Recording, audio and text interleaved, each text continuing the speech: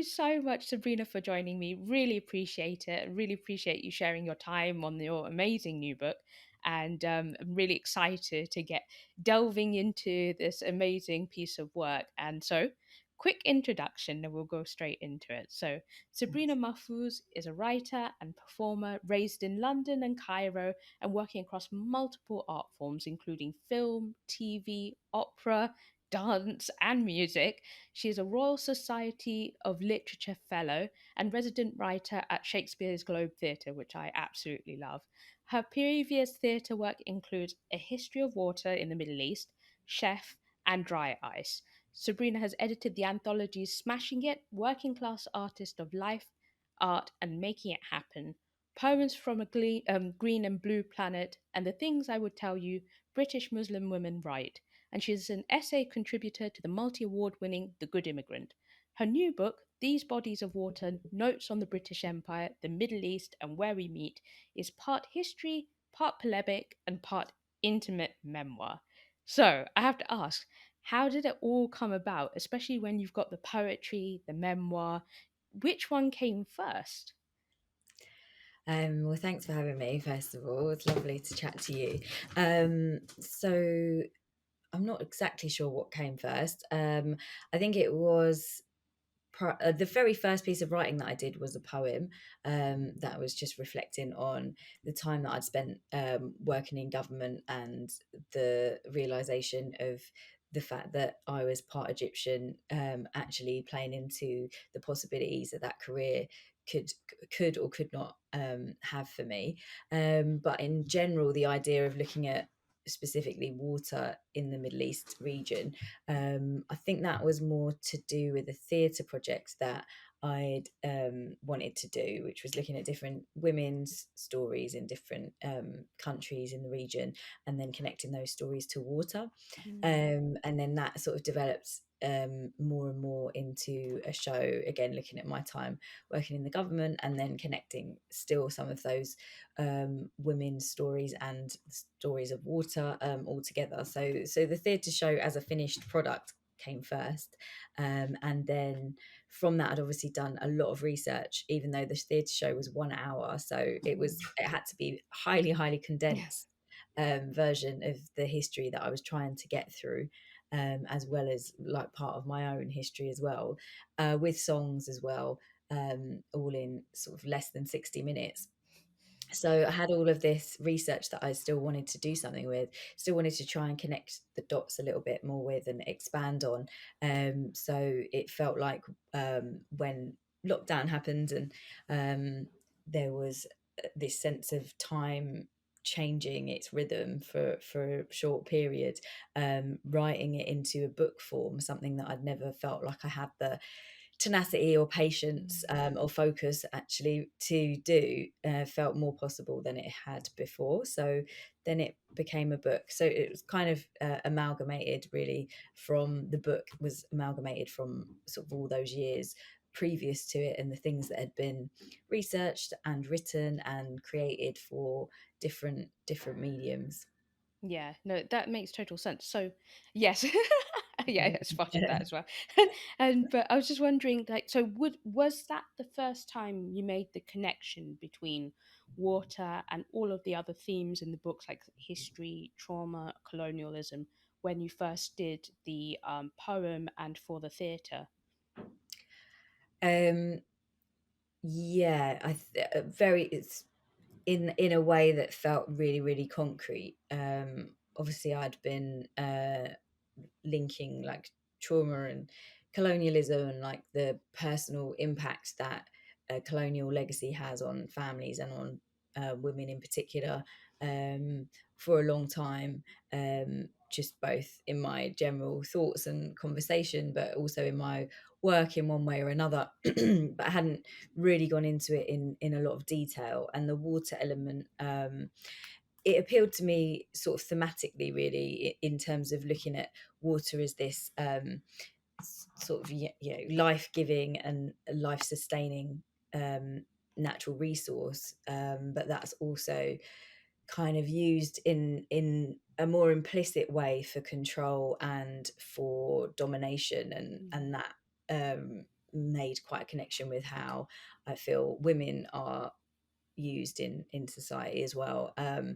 And that was a bit of a discovery, really, to realize how important the water aspects was to the entire imperial project.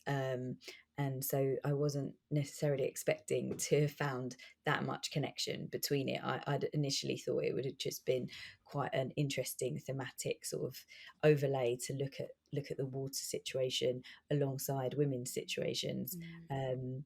And so yeah, it definitely went down a broader and more complicated and heavier route than I'd even expected it to.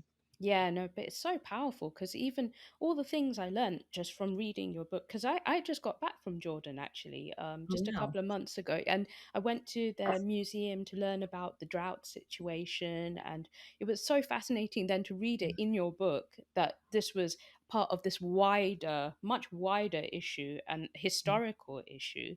And I was Mhm. just like, wow, like we just don't know any of this at Mhm. all. And I was like, why don't we know this? And it was really fascinating to read so much history within your book. But you mentioned something just before, which is the fact that you worked in government and you've had such a varied career. And what did it feel like code switching all of the time? Well, at the time, I was in my early 20s.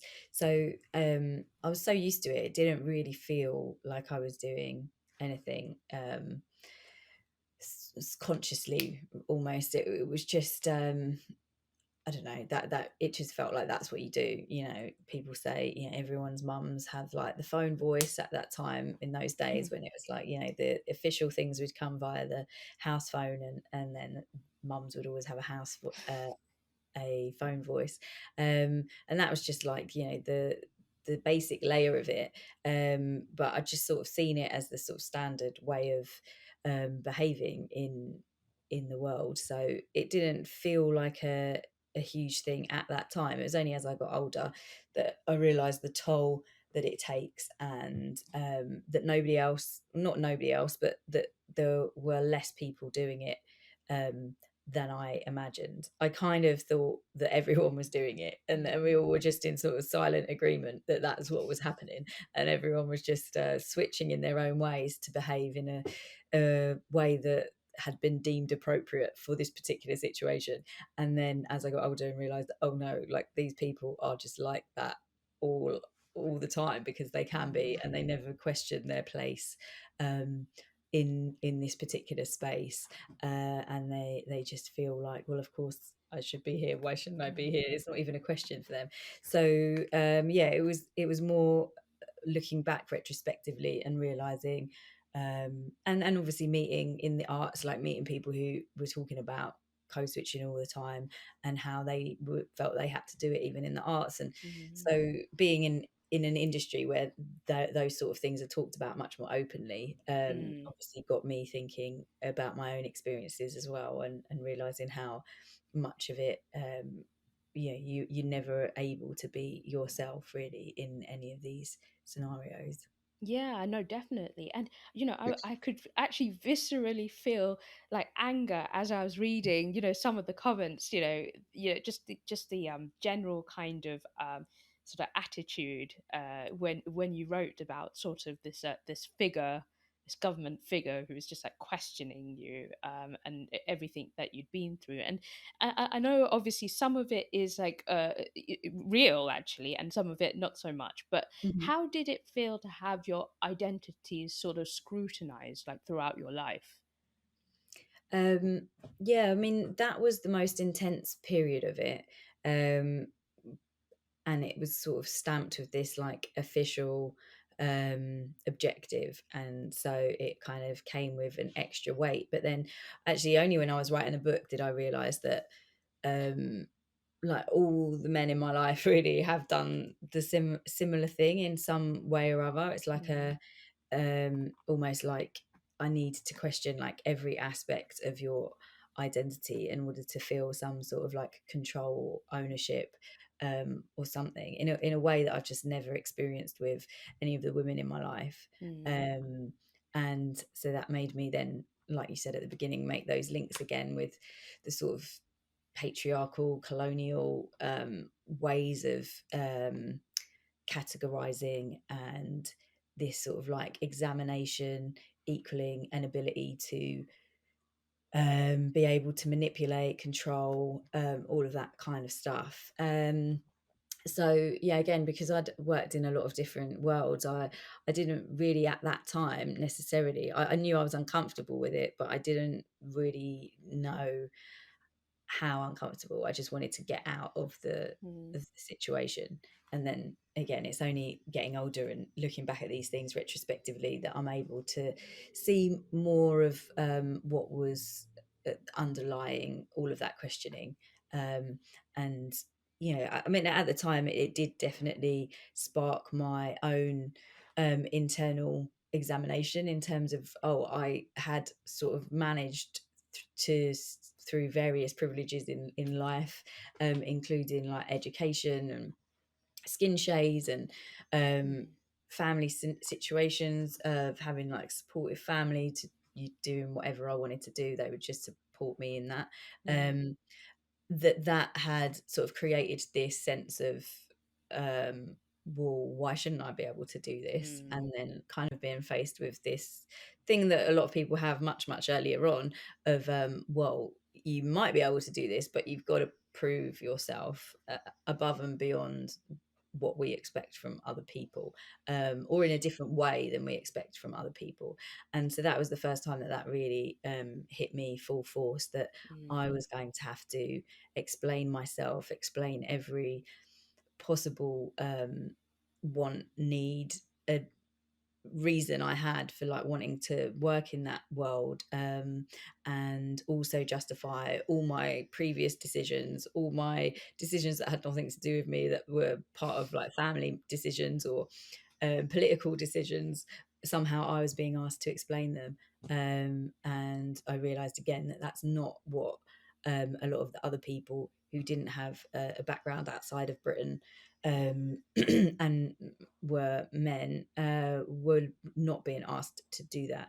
So again, it was just realizing that there was this there was a scale, a definite scale of like expectation of what you should be willing and happy to provide, in terms of your personal um, personal details of your life.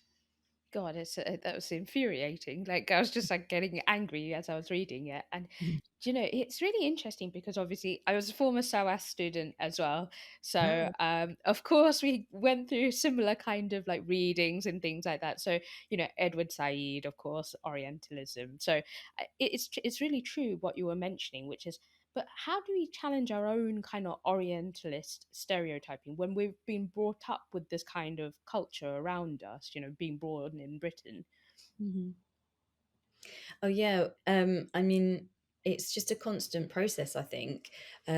Just a constant questioning of every time you have a thought really about that region of the world, or like if you're a writer or you're somebody who's doing anything that mentions that region, is like really just stopping to think, oh, why do I think that? And is that actually, if I looked at enough cross-referenced sources, would that actually still seem true to me? Mm, Um, and what out of this feels like it could quite easily, this thought has stemmed from some kind of colonial philosophy. um, and yeah, and it is difficult. Even people, my dad's family, who all still live in Egypt and have mm, done their whole lives, there's still a huge like internalized Orientalism that goes on even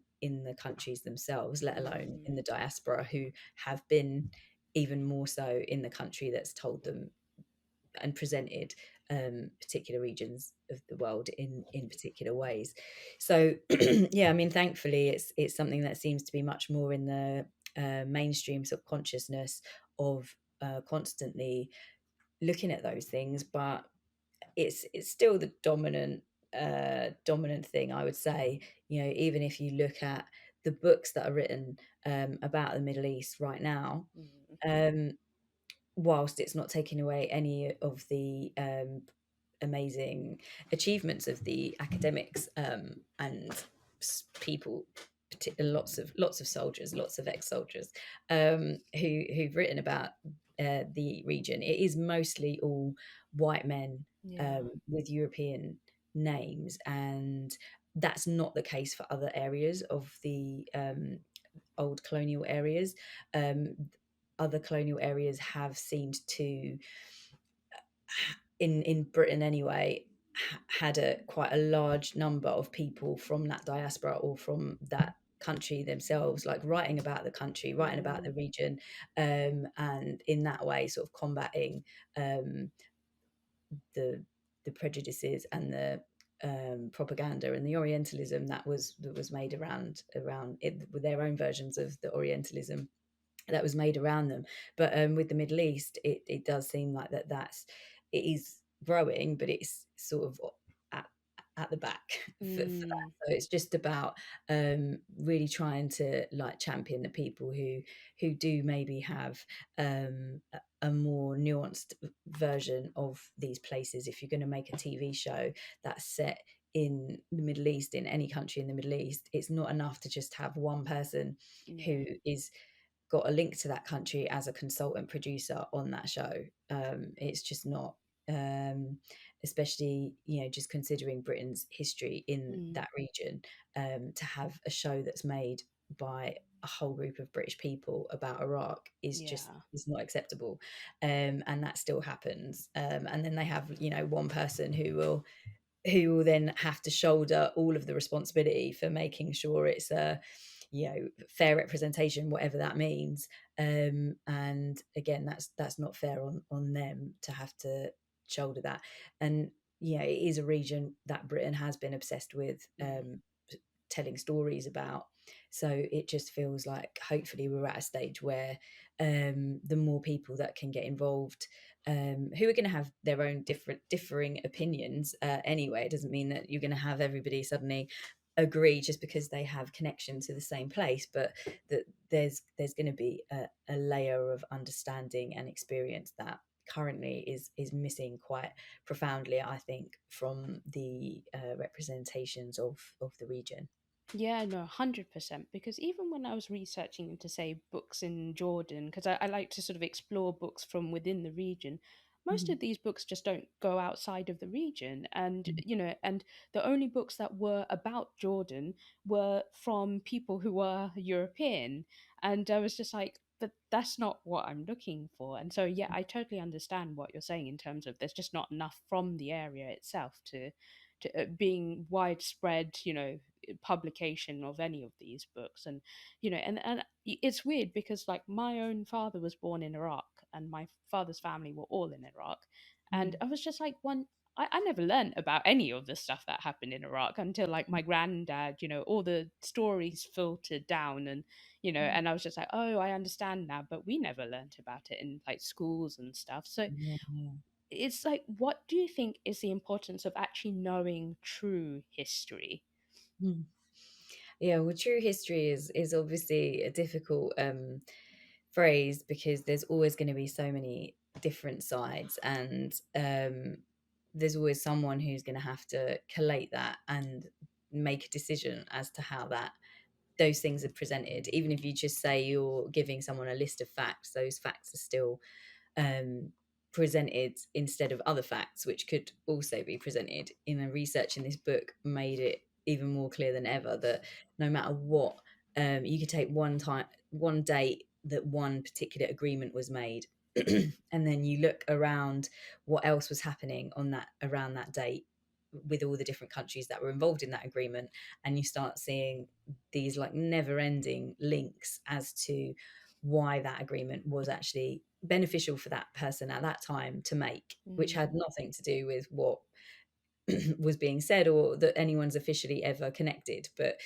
so it's just it's so difficult to say that there's a true history, which is why it's so easy to manipulate. mm, But ultimately, I think that it's very important for, particularly in Britain, for people to be taught about the exact position that Britain held in Mm, these countries in the world and why, and then people can make up their own mind if they think that that was, something that had to be done or not. Um, Obviously, I would go on the side of not, but there might be some people who see it differently. I don't think it's about telling them how you have to think about it, but mm, it's about at least saying, it wasn't this like greatly received um, mission that was happening around the world, where people were like opening their arms and couldn't wait to have Shakespeare brought into their country, and just all that kind of stuff, which again has been happening, but less so in a educational setting. And particularly with the Middle East, I think because it is still ongoing, because Britain is still so involved, mm, and it is still so hugely important to their economy in terms of arms sales, and oil, as well, but particularly arms sales as direct economic um, money making into the country. I think there is a need to keep that history more sidelined than it is in mm, other regions, where our current position doesn't feel as connected, and so it feels a little bit easier for Britain to maybe say, oh yeah, that was an unfortunate time, but we've moved on from that. Whereas it's in the Middle East, they haven't actually moved on from it, because they're still still arming um, most of the conflicts that happen in there, if they're not directly involved in them mm. physically. So yeah, I think it's, if you don't tell people, then people, what happens is what we're seeing now, which is this sort of apathy towards people who are coming from other countries. Mm, You can see yeah, how welcoming people have been to Ukrainian yeah. refugees, and that's wonderful. But I think that that's not uh, unconnected to the fact that we've never really had any representation of that region as being, as a negative one, whereas the Middle East, which has had so much negative Yeah. representation, such a sort of constant conversation, as like Britain kind of helped it. Britain gave it all this stuff, and now it just doesn't know what to do with itself. And that's sort of impacting on how people see the people who are coming from that region, and needing help just as much as Mm, people coming from other places that are deemed more deserving by a British public. So yeah, I think it's really important for um, a history that is more truthful, if not the true yeah. history. Definitely, because it is you forget like the Middle East is like ancient civilizations. You know, there was like the birth of civilization from so many parts of the region, and so it's kind of ridiculous that we don't learn like anything about it in schools. I'm Yeah. not sure how you feel about that as well. It's just like completely wiped out. And Yeah, so that's a good point. Yeah, I think that would be a really good way to combat some of those things that you were talking about earlier. Like if the Sumerian civilization was taught, for example, and you did have more of a knowledge. It's not just ancient Egypt, and if it is ancient Egypt, at least talk about some of the real things from ancient Egypt, in terms of the academic stuff that ended up being, the things that we're told came from Greece, ancient Greece and Rome. Um, even I did classics at university, mm, and in those days they didn't even say at that point that like that's where the ancient Greek philosophers that we were studying had gone to study what? in Egypt. Yeah, they didn't even mention it. It was like, yeah, that was only stuff that sort of later on, having left university and like reading about it, kind of find out after the Oh, fact. So oh my God. yeah, it's pretty crazy that, like how much it's just don't mention it, and then you're learning so much, and it's such a lot for like young brains to take in, that you just well, I just assumed that these like professors of these subjects kind of knew everything Yeah. there was to know, and I didn't think to myself, oh, I should really look behind everything they're telling me to see if there's more. I think like young people now seem to be more inclined to do that, because that's kind of how they've grown up with checking everything online. Like, Yeah. whatever I tell my kid, he wants to like double check it on Google, which yeah is like good and bad. But I think that that sense of like questioning everything, even like what the supposed experts or the supposed authority figures are telling you, has become more embedded in young people, and I hope that that's like going to continue as a good thing. Yeah. Um, so yeah. Definitely. I mean, thankfully, we've seen so many kids like pick up the mantle for the climate change action, which is fantastic. At least that's, definitely heading the right direction. And I think you mentioned this, and I was really curious to hear your opinion on this. Is it possible to administratively support a cause without politically and philosophically supporting it? Well, that is the entire question of the civil service, and I mean, at the moment, the government would probably say no, and that's partly why they're trying to dismantle the civil service as we know it, because presumably they are having difficulties having people support the absolute horrific things that they're trying to implement across the country.